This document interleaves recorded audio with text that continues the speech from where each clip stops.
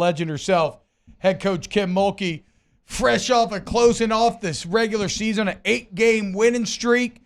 Got a lot that I want to talk to her about today. Coach, what's going on? How are we feeling this morning? We're good. It's an off day. When you don't have to work, you relax, right? Hell yeah. Hell yeah. Coach, before we get into the basketball itself, I feel that you had a very interesting answer in your post game on Sunday, and it was we were kind of discussing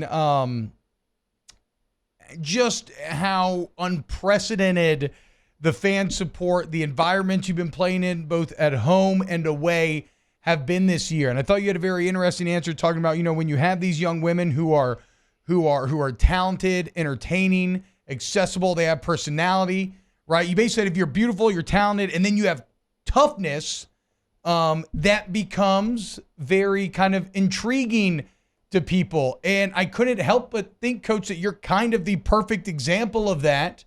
Do you feel like are you in that mix as well? Are you a good example of what these young women can be in terms of being themselves and not being kind of cowed by the general public what they want them to be? Well, I think I've always thought this.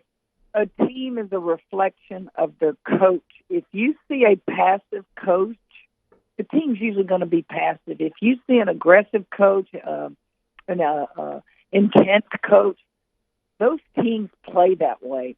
Now, personality-wise, I can't change your personality, but what I hope when you let me coach you, you see this woman wants you to be something you don't even think you're capable of being, and that is just somebody who competes like crazy, somebody who just can't stand to lose, and you can do it in such a way that when you do lose, people leave that arena and go, I know we lost, and I'm disappointed we lost, and man, we played our rear ends off. And that's what I hope when my career's over is people recognize that, man, those kids get after it.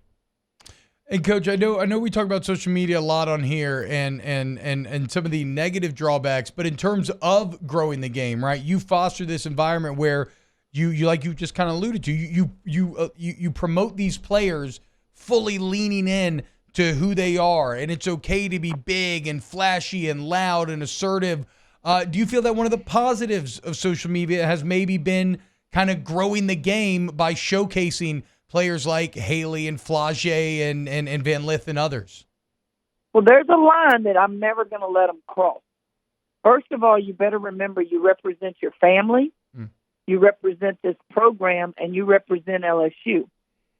And I don't follow their social media stuff, but I have people on staff who do. And if there is something that is not good, I'm going to ask you to take it down. So they need to understand, be you, be fun, be happy, be beautiful, speak your mind, but don't cross that line. And I think without giving details, people know you don't want vulgarity. You don't want to be political. You don't want to be religious. You can be you and bring excitement and bring attention and make sure that it's all positive. I can't control what a lot of them what their backgrounds are, but what I can tell them is you feel how you feel, but make sure that that's attractive to people who go, wow, I want to go watch them play now because they just said something that's so powerful for my little girl or my little boy. It's so funny to me, guys, to watch grown men dress up in sequins. It is so powerful for me. Flage did a reverse layup, which was crazy move, and I see the playback because someone sends it to me, and they don't say, look at this move Flage made. What they say is, look at that grown man in the stands go crazy after she did that move. See, we're attracting people outside of little girls and outside of women. You're attracting everybody, and a lot of that just has to do with how hard we play and their personalities. Yeah, the play on the court certainly, Coach, over this last couple of years, but certainly in this 8-game stretch that you're on right now, you've won 8 straight, including road victories against good teams like Vanderbilt and Tennessee. Like, where would you put this? Because you've had longer winning streaks in this season, but this feels like maybe the best that the team is kind of coming together. Everyone's figured out their identity on this basketball team. Where would you put the state of the team right now heading into the SEC tournament? If you're ever around me for a long period of time, my kids will tell you, my family, my friends, I always make a statement. Timing is everything in life.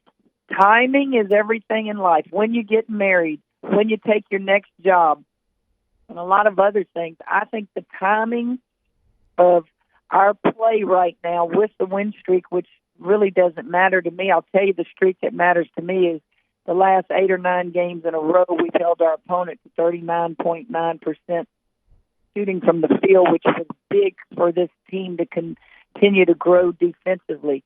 The timing of when we're doing it just brings us to a confidence level that we need. Michaela Williams was in a boot last game. That was precautionary.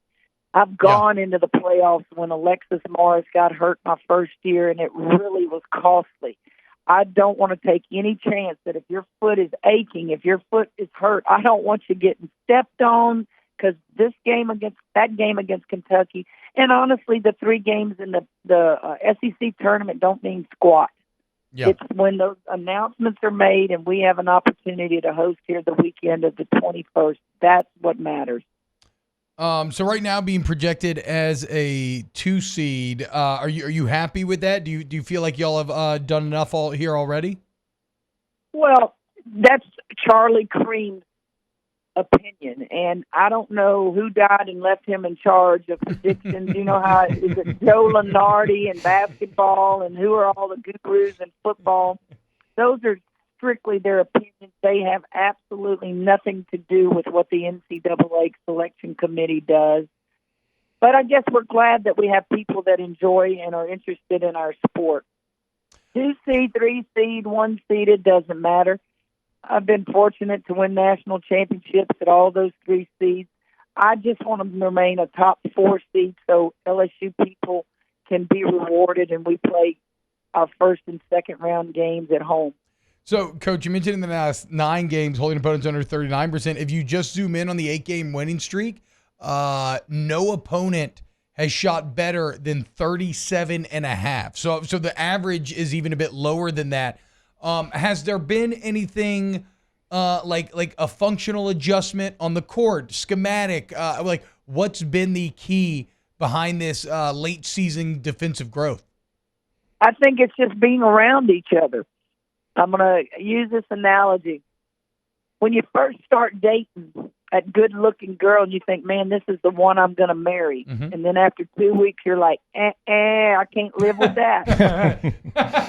But then you find that next good-looking girl, and, man, you just keep dating her, and you're just attracted to her, and you just like being with her, and you're around her all the time. You start thinking alike. And that's what you do in basketball and in any sport. It's the longer you're around each other, you start realizing each other's strengths and weaknesses and what they like and what you like, and it just starts flowing. And we've just worked at it extremely hard because we knew that Van Lith was probably going to only be here a year. We knew that Michaela Williams was going to have to play as a freshman. You just got to be around each other on the court, and you got to work together to all be on the same page. And only time helps that. That's it. You can't rush it. Only time. So wait, Coach, what happens if you're 2 weeks into a basketball relationship and you have that feeling? What do? You go, where's my recruiting coordinator? You brought me the wrong players. You got to ask him a couple questions, right? Coach, this Friday, 5 p.m. Oh, by the way, hold on. Sorry, we got the send-off Wednesday at 12:45 outside the PMAC, correct? So if you want to go, and I know so many of y'all packed out the PMAC this Sunday. It was an incredible environment. If you want to go send this team off to the SEC tournament Wednesday at 12:45, be outside the PMAC. It's going to be a ton of fun. The SEC postseason awards come out today at 11. Expect to see some LSU names on that list as well.